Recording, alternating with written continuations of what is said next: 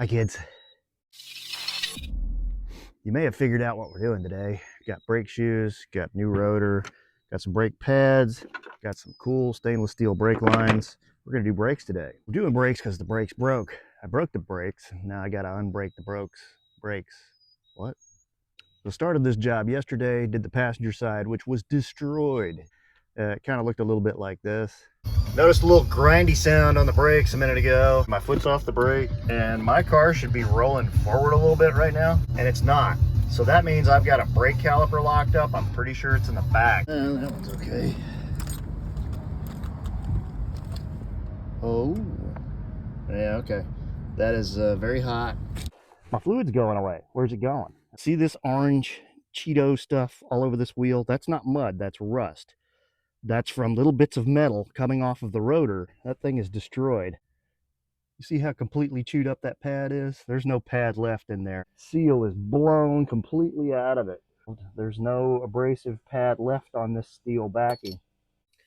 So the goal today is to go ahead and finish up the driver's side. Here's a few of yesterday's highlights. This is the parking brake shoe. These are not the worst in the world, but they are pretty thin. Are you having to pull the brake handle all the way out to get it to actually hold the car still when you park? It's really not meant to stop the car unless you just have no other option.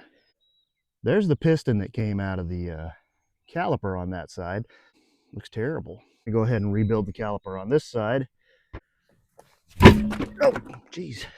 All right, so here we are in brake rotor land. Get this caliper taken apart. First thing I want to do is crack this line loose because I am replacing it. I want to get these two bolts loose and these two bolts loose. These two bolts hold the whole brake on the car. These two bolts are the slide pins that hold the caliper to the bracket. And we'll pop that loose. I'm not taking it out just yet, just popping it loose. So to take these loose, we're going to grab the nut thing here, the pin, the slide pin, with the 17 millimeter, and this is a 12 millimeter.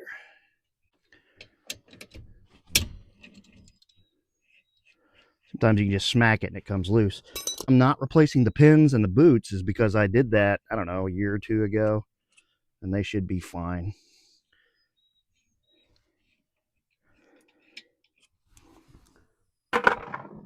All right.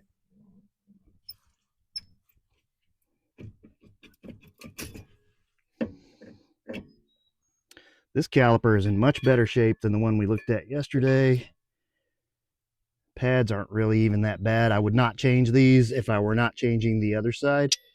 But I like to start over with brand new brakes all around whenever I have to do something like this. There we go, though. I got lucky on this one. Keep going on that. As far as I can tell, there's really nothing wrong with these rubber brake lines. But they're 20 years old, and I'm back here kind of wrenching on all the brakes. So let's go ahead and swap them out.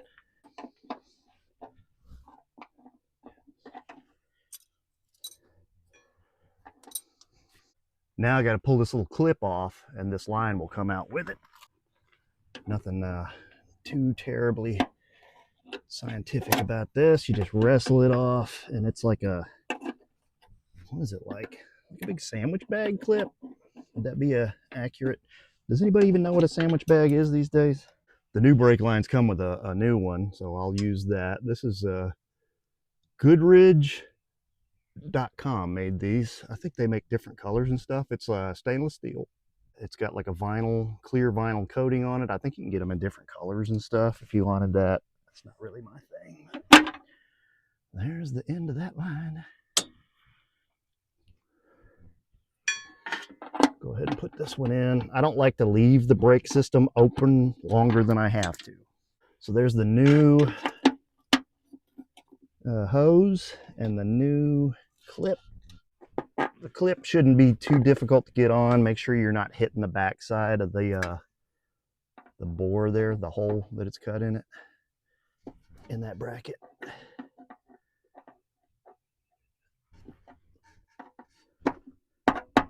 All right, that is also, I believe, stainless steel. Got to be very careful here, not to cross thread this, or all our work will be ruined, and we'll have to go find another fitting. Really, what I want to do is make sure I don't damage the steel line, because if we mess that up, it's kind of complicated to replace. So if you don't think you can get that fitting off with your standard wrench, by all means, get a 10mm flared tubing wrench. So there's how I do that. I didn't really lose much fluid, but I do want to be sure that I'm topping off the fluid as I go. There's an ant in my system. What's he doing in there? First one that says backstroke, you're fired. All right, let's check these sliders out and make sure I'm not all talk. They are working really well. Come right back out on their own, so I don't need to redo these. I may take them apart and clean them and grease them and put them back. The 2 bolts that hold the bracket to the whatever knuckle, lower control arm, is that what that is? Those 2 bolts are 14mm. Dinner time. All right, that should come out. And the only reason I have to take this bracket off is because I'm taking the rotor off. You can't take the rotor off without taking the bracket off. And I got to take the rotor off to get to the drum brake parts that are the parking brake on this system. Bracket loose. Ain't that amazing? There we go. This one's really wore down too, much more than yesterday. All right, drum brakes are intimidating to a lot of people, but here they are, and they're not that scary. You do have to remember how 4 springs that are in this system go back together. There's 2 on the top. That other spring, the larger top spring that's on the rear side of the car, holds this lever, and this lever is what your whole brake system kind of hinges on. Then we move down here where we have another spring that holds the shoe to the other shoe, keeps it from falling apart. There's your adjuster in there, which you can barely make out, just the tip of it, just the tip. We'll get a better look at that in a minute, but that's how that goes in. Over here is the other side of the adjuster, should be. Then on the bottom, you have the actual cable that you pull on that's up in your car, that's hooked to a lever. So let's take all this apart and clean it up a little bit and then put it back together. Now, if you're at this stage of the game because you got lost and you can't figure out how all this goes back together, here's a diagram.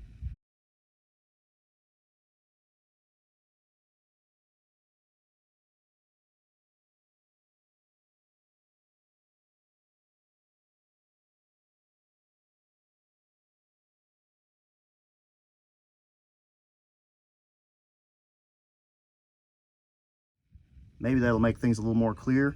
But basically, this whole system is held in place by these 2 spring clips. There's one over here holding that shoe on and one over here holding the other shoe on. Once you get those out, this whole thing will start coming apart.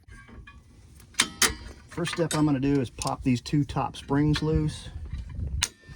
Whoa, maybe. All right, and then these little retaining clips, and all I do is take that, push it in and turn it, and it pops right off, see? And that whole shoe's ready to come out. Same on the other side. So now this should all start coming out. Remember, we've got 2 clips and 4 springs. There's the spring for the leading side of the brake, right? And there's the little clip that holds it on. It goes right in here. You can tell by the shadowing here, the witness mark, where that was. So it went on there like this, okay? Spring goes in here and it hooks up here on this thing. It's not hard to do. And that little wear mark is where our top bracket goes. And then there's going to be one on this side as well. So then on the bottom spring, it hooks into that. This is the adjuster for the brakes. There is a slide inside and a screw inside. The screw inside goes towards the rear, I think. I can't remember. I'll have to look at that diagram myself. I didn't actually get the clip all the way off of that one. There's the clip. in the bucket. Now is it making sense? See where that spring hooks in? There's a little hook made into the steel for the shoe on this side, and there's another hook over here on this side. If I'm over explaining this, it's because I think that a lot of people are going to end up on this video because they've got their brake apart and can't figure out how to put it back together. This here is your actual cable for your cable brakes. When you pull the handle, it yanks on this. This lever pivots up here, pushes the shoe out, and stops the car. I have a manual transmission, so I have to use my parking brake a lot. Some people don't use it at all, I think. So here are our new shoes. So here's how that back shoe goes together. Maybe that'll help you understand, but your cable hooks into that bracket. Then it's all up here. When you pull on the brake, it pulls that lever out, pushes the shoe out. You understand? Do you understand? But I've got to get this clip off of here and swap the shoe.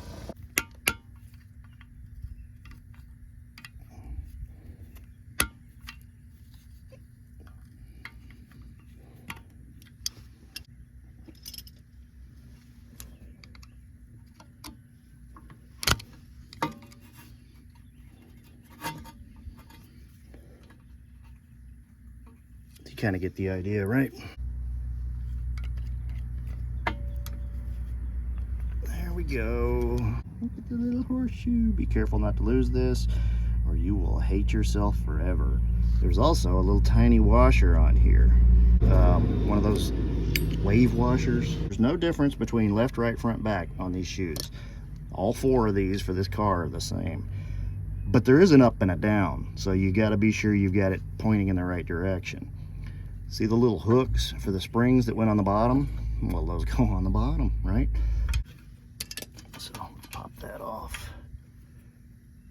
Take this clevis bolt out, or clevis pin, I guess it is. Put it in the new shoe. Now put it back on. And now let's put all that back together. I like to do all this in kind of one movement, if you've noticed, because it can get confusing. So why set all my parts down and lose track of what went where? All right, there's that. Now I got to get my pliers and squeeze it back on. So while it's in my head of what I just did to take it apart, I'm going to go ahead and try and put it back together.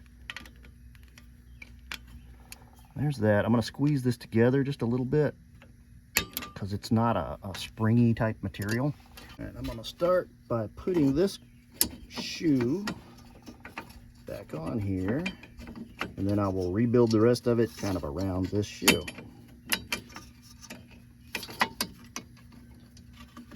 You'll see what I mean in a minute. So that could be a little aggravating, but that's what you end up with. Straighten that a little bit. All right, it should kind of lock into that ridge on there. All right, so for the next little section of this, I'm going to show you with the wrong shoe, but basically this hole, this is called a rod. I think it's called a rod in the instructions, and it hooks into the brake like that. Okay, so now I got to put that in.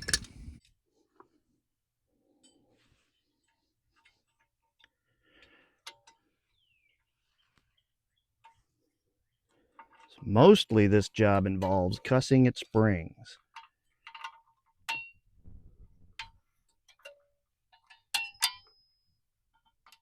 When it comes to cussing at springs, I tend to like screwdrivers more than pliers to get things where I need them to go, because I'm just kind of redirecting the force. Whereas with pliers, I feel like I'm fighting against it all the time. And that little lever goes in there kind of like that. You know, spring, lever, you get the idea, right? Okay. Now the shoes on the other hand on the foot.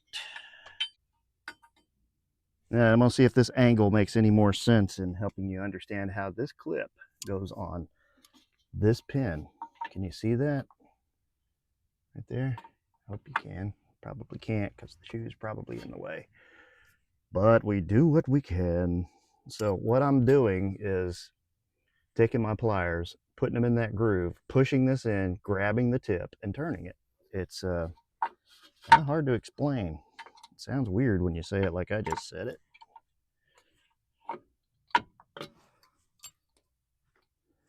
Clip. It's really a retaining spring, I guess, is really what that retaining clip, retaining spring. I don't know. Turn this hub a little bit. Oh, no, can't do that because it's.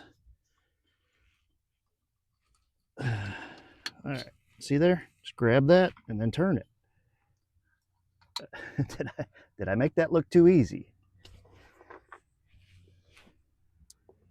All right, now I'm going to put in this adjuster, which goes on the bottom. So let's go down to the bottom. That's not what she said.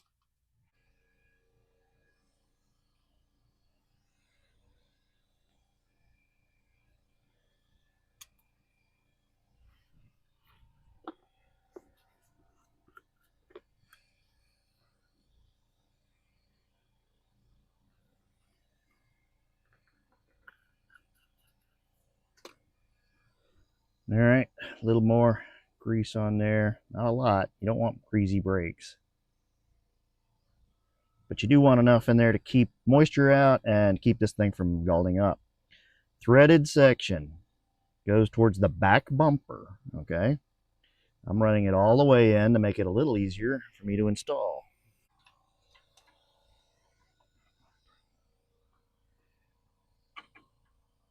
All right, so I push those in enough to make sure I'm grabbing the groove on either end. All right, see how that goes back together? Now it's time to get this end going correctly. Basically, that groove has to go into that groove, and then we have to hook our springs up, and then we're about done. So I should just be able to pull these shoes apart and work that in there. Right? Right? Am I right about that? Do I know what I'm talking about? I'll be honest with you, I've never done this brake job on this car before, but I've done a lot of brake jobs on a lot of cars. Most of them, when I started out anyway, most of them were in the 70s. Toyota trucks have discs, but they have rear drum brakes. Volkswagens that I worked on for 100 years have pretty much this kind of brake. They're junk, and that's what they've got all the way around the car. And that's why you can have some exciting times in a Volkswagen. All right, now I'm going to put on this top spring, which hooks here and then hooks up into a little offset. Okay, so that goes like this. We're going to take this hook, or try to anyway, and hook it around that bracket. See, it's more my nature to use a screwdriver to do that than a pair of pliers. Same thing on this side. Got to find the hole, which is up here.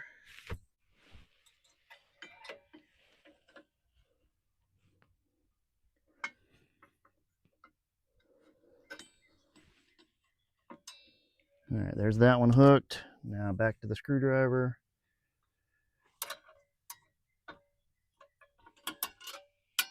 See what I'm doing there? I'm redirecting the force instead of fighting against it.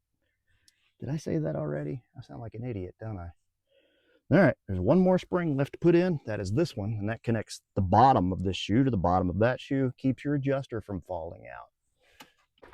I hold in my hand the final spring. Now to hook this final spring, I'm going to use the old shoe and show you. It goes in a little hook that's built into the shoe. See it?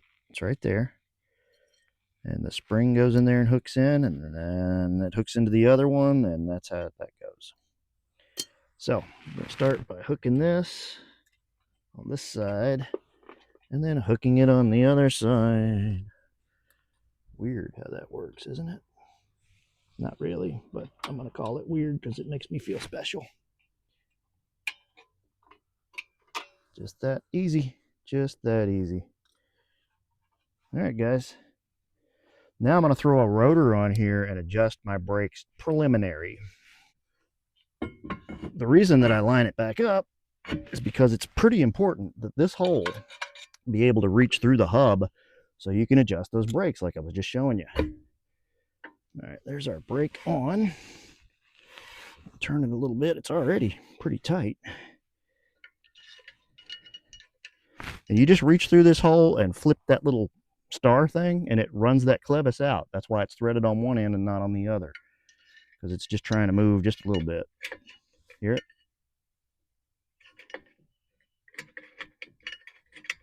When you start to move it, you'll hear it go clink, clink, clink against that spring. And that means you moved it. Anyway, I've already got a little drag on this, so I'm not going to go crazy adjusting it. We're going to start rebuilding our caliper and put that back together. Next move is to finish removing the hose by taking this 10 millimeter out. That's a little bracket that holds your hose to your car so it doesn't flop around. It goes flopping around. Well, that's just embarrassing. And that's it. That's all that's holding our caliper in. Once you've got the hose out, you can take something, put it in the back here. Be careful not to hit the sides because that's the bore and you don't want to scratch up the bore. Smack a little bit on the back of that piston and it'll pop out.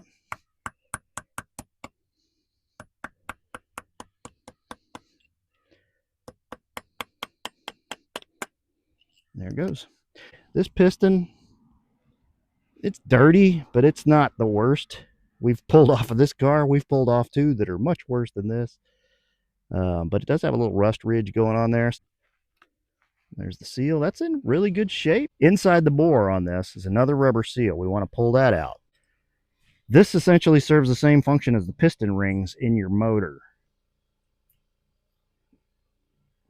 If you have brake fluid actually leaking out of your caliper, this is what failed. This is that one that's like a piston ring kind of. And it just goes into that groove that's back in there. But there it go.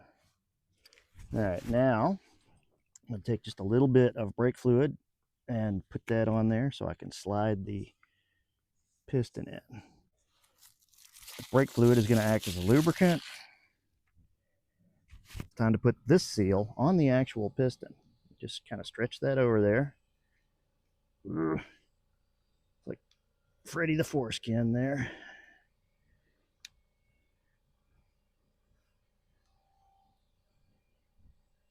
Now the hole goes against the brake pad, and this nice, shiny, smooth surface goes back inside the bore. This is what your hydraulic fluid is going to push against. And to get it in, it just takes a little brute force. What I tend to do is kind of work it around in a circle. And keep squeezing. And she'll go in. Then we just squeeze this in. Unlike the fronts, the front brakes have a metal retaining clip that holds this seal in. The rears do not. I'm not sure why. Some big-headed person at Honda decided that didn't need to happen. In between doing the other side and this side, I did some cleaning up, and I guess I threw out the slides. So we'll have to reuse them. But we can. It's okay. Just want to make sure they're good and clean. They won't stay that way for long because these are brakes. But there's no point in not trying to put just a little bit of effort into this. Clean these slides up a little bit. All right, there's the slides, shined up, nice and pretty. Here's a little bolt that held that in. Put that in. Put it in. Put it in. My mother used to sing that song to my dad at night, a lullaby. Now, come over here. Remember the copper washer. Okay, goes like that. Then there's another copper washer. Goes like that. Put this stuff together, finger tight. In fact, screw it all the way in finger tight. Just use the wrench for cranking the last little bit. There's a torque setting for this that I am not going to tell you because I don't remember what it is. So we're going to go with the old good and tight. There's that. Just a little bit of grease on this. These pins are, I don't know, a year or two old. Around in a cycle, and we push it in. It's gonna pop on there. The boots are in good shape. Those are also new. These are those 14 millimeters. All right, there goes that. Now comes the point where we're going to put just the tiniest bit of grease on these slides and put our shoes in.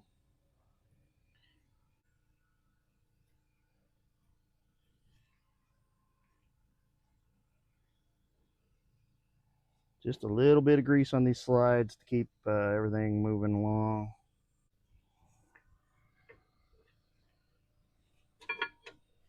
One shoe in, the other shoe in. Now our caliper goes on.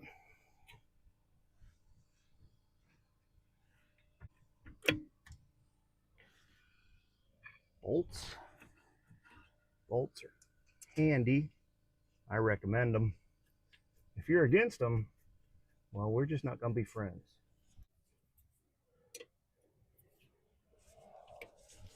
$17 millimeter, 12 millimeter. Same thing on the bottom. Getting into the home stretch, kids. Now, at this point, I'm going to open this bleeder and bleed my brakes. It's going to be exciting.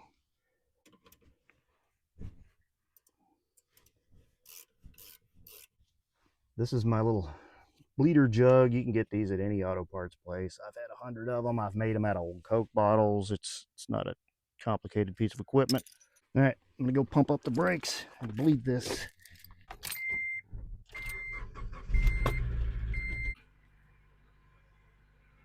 Woo, quite a bit. Let's do it again. One more time. Looking good. I'm going to do one more time. I generally do this about 5 times. There shouldn't be a lot of air in this line. Now let's sit back and admire our handiwork. The hose looks really good. Something else I can show you is now when I pull this brake, it actually works really well. I was having to pull it way up, almost hitting the armrest thing here before it would actually engage. So now I've got actual parking brakes. Isn't that great? I have one of these. Do not use this to put wheels on your car. If you do that, you suck.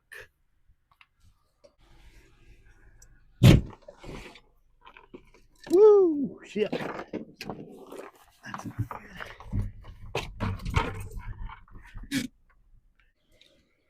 Haha, that was fun.